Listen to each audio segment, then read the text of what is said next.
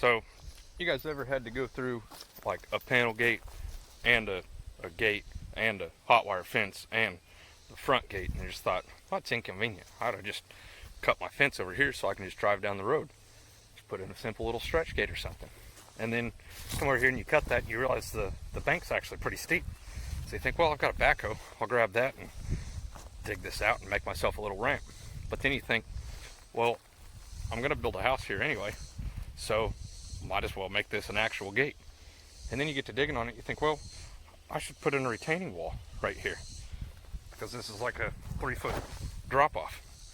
And then you think, well, you know, it'd be pretty cool is if I just put concrete on this entire thing and made a whole concrete pad, you know, to drive up in.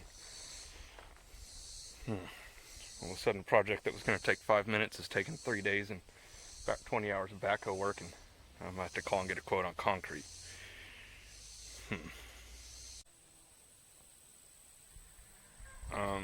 You know, there's a gate right here that would completely bypass those pastures, and it's already here. It's built and it's accessible with the four-wheeler, right?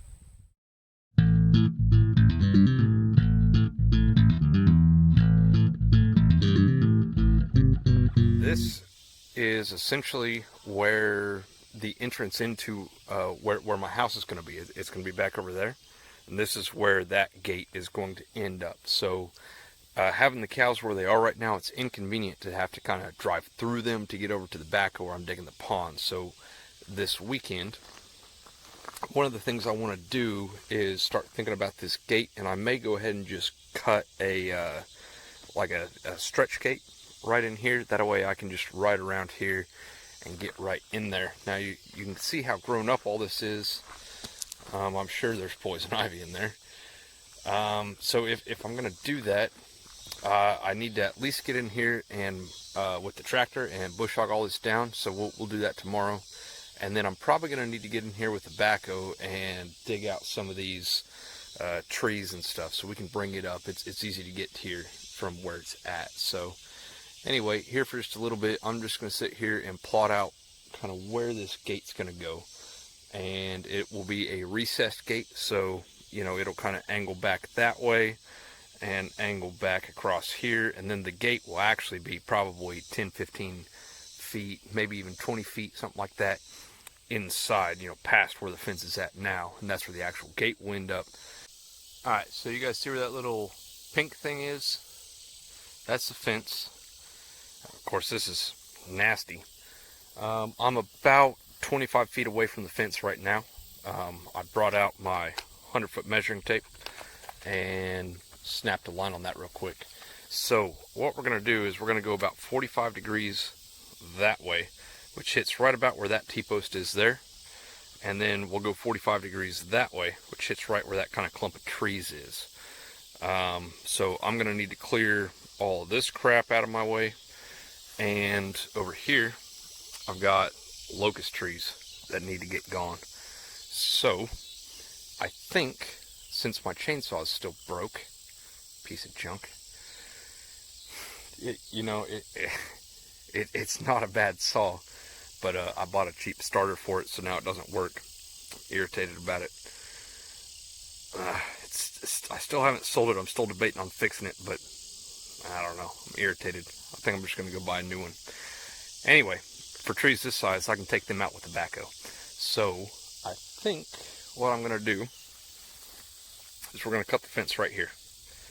And then that way I can get my four-wheeler in here. I'll run over, grab the backhoe. We'll come in, remove those trees, see if I can't take care of some of this Johnson grass and all this, you know, weeds and stuff. And then we're going to start thinking about that. So what I'm going to do is it's going to be pipe fence all the way over, not to where I'm standing actually, but it'll be over here somewhere. And what I want is right across here, about there is where I was just standing. That's about 25 feet away. So I want a double gate here, right? So it'll open from this side and from this side. The reason for that, and the reason I need such a big gate, and the reason why I'm recessing it so much, is that as I go to build back over there, I'm going to need to get concrete trucks in here, right? Cement trucks. I'm going to need to get potentially 18-wheelers in here, and they're going to need to be able to turn around in there if they're dropping off trusses, building supplies, stuff like that, metal, whatever the case. So I've got to have an entrance that they can actually get through. Now, the first step here, I think, I was talking to my neighbors about it, and I'm pretty sure I need to text them and see who exactly I need to call. But I think county will come in and actually put in that tin horn. They call it a whistler. That's weird. Never heard that term before, but they'll come and they'll install it for me. One thing to note, that's my four-wheeler way down there. I'm about 3 feet higher than the road right here, roughly. Maybe more, actually. It's pretty steep.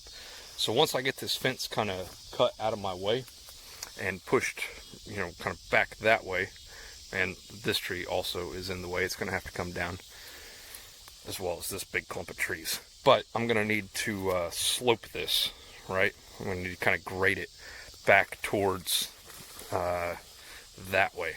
So all of this kind of nastiness right here is going to have to get opened up to where I can get cement trucks in there.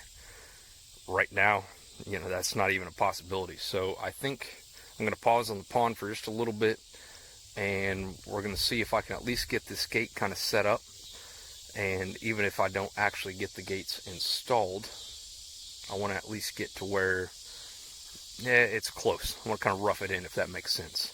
So looking at all this, obviously little trees like this, no big deal, I'll just brush hog them. Bigger trees, this is a locust tree. I don't like them anyway. Brush hog's not going to handle that. Backhoe will though. And then the same over here, I'm going to have to take out a little bit of trees. Now, I've talked about this before. The way this works is that it kind of comes straight in here. All this kind of stuff is going to have to get pushed back on both sides. Cedar tree's going to have to go. But then it turns. Okay, so does that make sense? So we're looking kind of southwest right here. We're looking straight north right here, right? So we're going to come in straight north, but then it's got this little S-curve in it, and this turns back around that way, right over here. So I want to leave that S-curve in there. I just need to make sure that I've got enough clearance on both sides of the road. The reason for leaving the S-curve is so that you can't see through the driveway to see what's on the other side of it. So that way it's kind of secluded. And then if you can see, there's kind of a big evergreen tree right here. Not quite sure what that is. Some sort of a juniper or pine or something. But kind of back on the other side of that, that's where the house is going to end up going. So I want to leave as much of this as I can. But, I'm going to have to open it up a little bit. That way I can get trucks, materials, whatever the case, in here. So I'm going to do something that seems almost sacrilegious. Possum. And I'm going to cut my fence.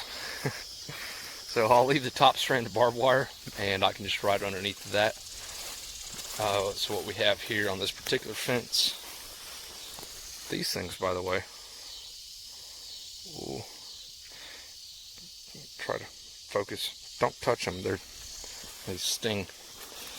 Anyway, what we have here is basically 5-strand barbed wire with a piece of panel fence run right in front of it. So we're gonna cut the panel, and we'll cut the bottom strands of the barbed wire. We'll leave this one, that'll kind of keep the integrity of the fence, and I'll be able to ride the four-wheeler underneath of it, just kind of duck down, and hopefully I'll make it. This is a little bit of a steep incline, but whatever. So yeah, let's cut this right here, and that way I can get in here. I'm gonna go ahead and grab the backhoe. I've got a little bit of daylight left. We'll see if I can't start ripping some of these trees out. Still amazing to me how much work you can do with a backhoe. So parked it kind of there out of the way, but cedar trees ripped out. Ripped out some trees right here. Ripped out some trees over here. And then ripped out that tree. It's kind of in the way. Ripped out these trees. This all still needs to get fixed before I can get in here with the bush hog, but no big deal. That literally took like maybe 15 minutes of actual work. It took me as long to get the backhoe over here as it did to actually rip all these trees out. It's just amazing. So anyway, we're losing the light. Well, look at that. That is beautiful. So, alright, well, I gotta walk back and get my four-wheeler now, so we'll be back out here in the morning. See you guys then. Alright, so I've got this kind of figured out where everything's going to go, and I've just dug some little bitty holes just to mark my spots, but this will be like one corner. The gate will come across here where the backhoe's at, over to here. And so this is set up so that I'll have two 8-foot gates that'll swing open. And then I changed my mind. I'm not going to do 45 degrees. We're going to do 30 degrees. And so did the math on that. That puts me right here. Got the other hole over there dug. So now notice how much taller I am here compared to the road. Right. When I'm looking down on it, that's 2 feet, maybe 3 feet up here at the most. So backhoe, what we'll do is we'll just kind of dig all this out so that it slopes up to kind of where the gate's at, or to where it's going to be. And then I think I'll slope it up on the sides as well, and that way my fence will go up on top. That way, if there is ever animals in here with me, the fence will be as tall as the rest of the land, if that makes sense. And this, of course, this will all be pipe fence, just the corners right here, and then we'll tie back in to the field fence and the barbed wire there. So first thing I'm going to do real quick while the backhoe warms up is I'm going to see if I can rip the rest of this fence out and just get it peeled out of my way, both sides. That way that's opened up. We'll yank the T-posts out. This tree's going to have to come out, so we'll use the backhoe. I'll knock it down and dig out kind of all this other scrubby crap that's in the ditch that's going to have to go. And then it's the city that will put in the tin horn for me. They call them whistlers.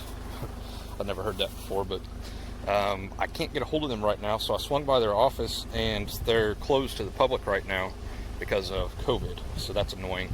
I'm not sure how I'm going to get a hold of them. They weren't answering their phone today, so I think their hours are shorter, though, so I didn't call them until after lunch when I'd kind of figured out where all this stuff is going to go, and then how this is going to work. That way I'd be able to tell them about how long of a tin horn they're going to need in here. Anyway, they weren't open. They were already closed. They closed at noon. So I think they're working shorter hours because of this COVID. So anyway, we'll figure that out. We'll get with them, and that'll be later. For now, though, we're going to start getting this gate put in. Okay, so made some pretty good progress here. We got that big tree ripped out over there. So what I've just finished doing is I'm just coming here, and there's where that corner post is going to go. So I redug it back out so I don't lose it. And then this is kind of my line of where my fence will angle out towards the road. Now, I've been sitting here thinking about it, and I think what I'd like to do, and I missed on just a little bit on this. I meant to put this line kind of right on the outside of that. That's okay, though. But I think what I'm going to do is just dig this like a straight wall right here, and I was going to kind of slope this back up, but I think I'll just dig this as a sheer wall, and we'll dig down below my final grade just a little bit, and then at some point I'll form this up, and I'll get a ready mix truck to come out here, and we'll pour a retaining wall on either side.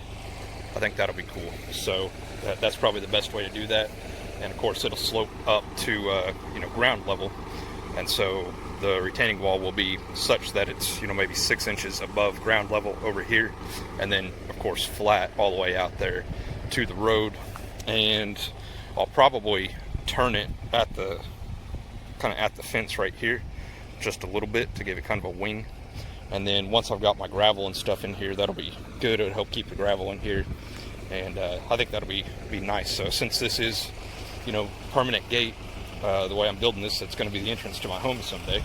I think that'll be the best way to do that. So I think the next thing, I need to get this crap kind of pushed out of my way, and I'm going to define my line over there on that side, and then we'll just come in and scrape all the vegetation off the top.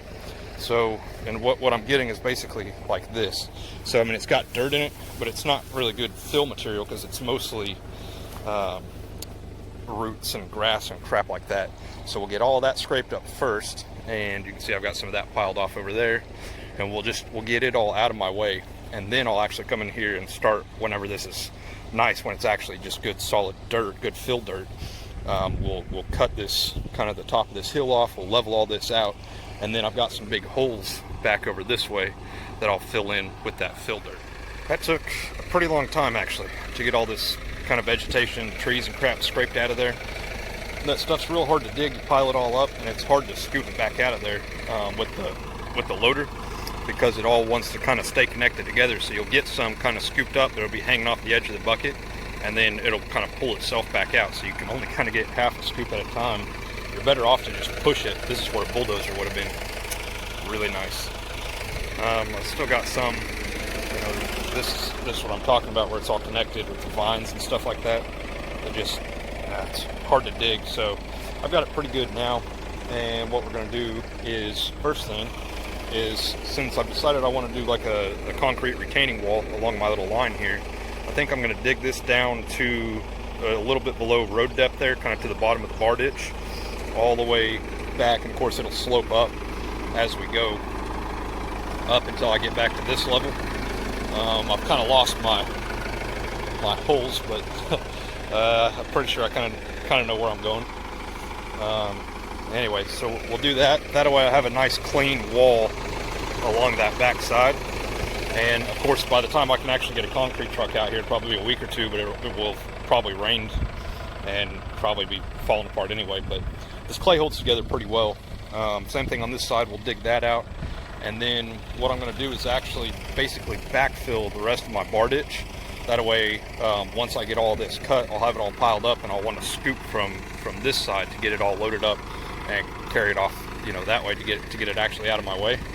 And so I don't want to have to be driving in and out of that bar ditch. So I'll redig the bar ditch once I'm done with everything, and then we'll have the city folks come out and put the tin horn in it. So I think I'm going to take a quick little break.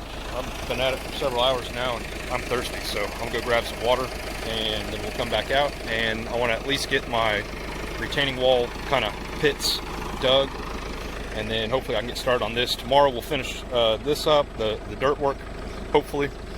And then I think my neighbor has a 3-point auger I can borrow, and I'm going to try and get that out here to actually drill the actual holes for my fence posts. And then we'll get the welder and go start cutting pipe and welding pipe things. So, all right, I'm gonna go get a drink of water, and we'll be back in just a minute.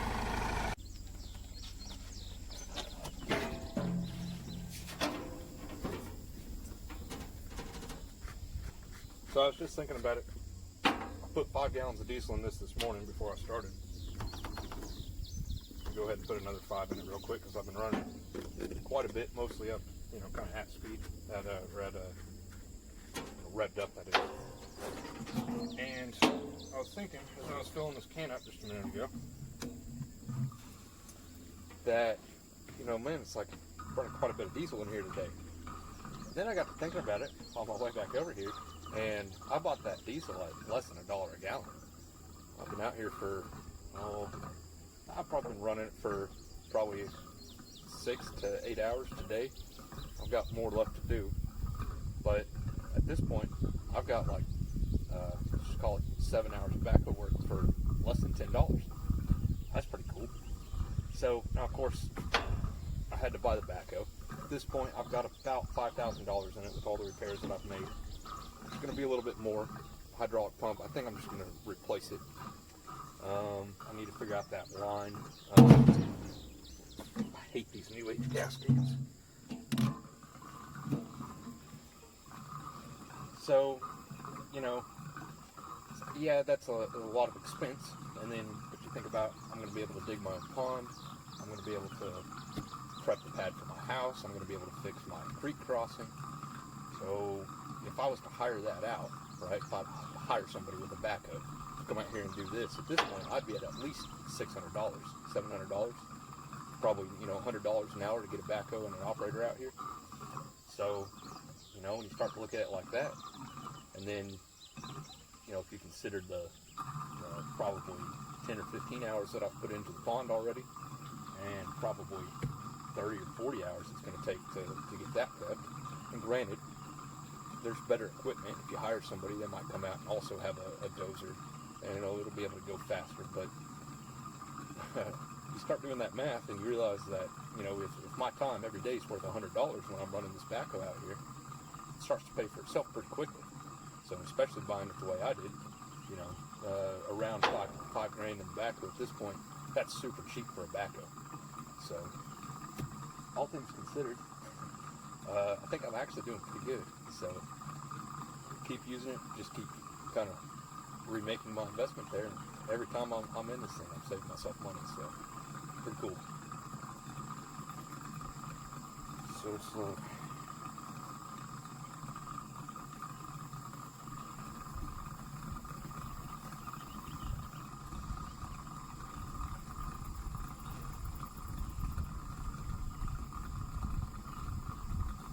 actually going pretty good right now.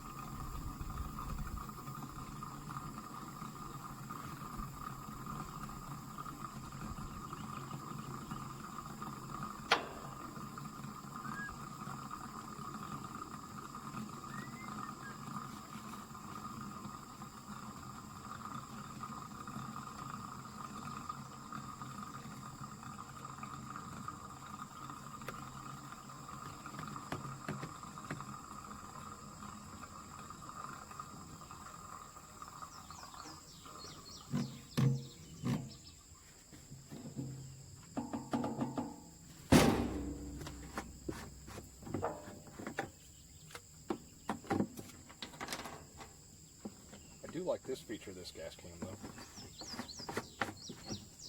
It turns around and stores in there. That's pretty nice.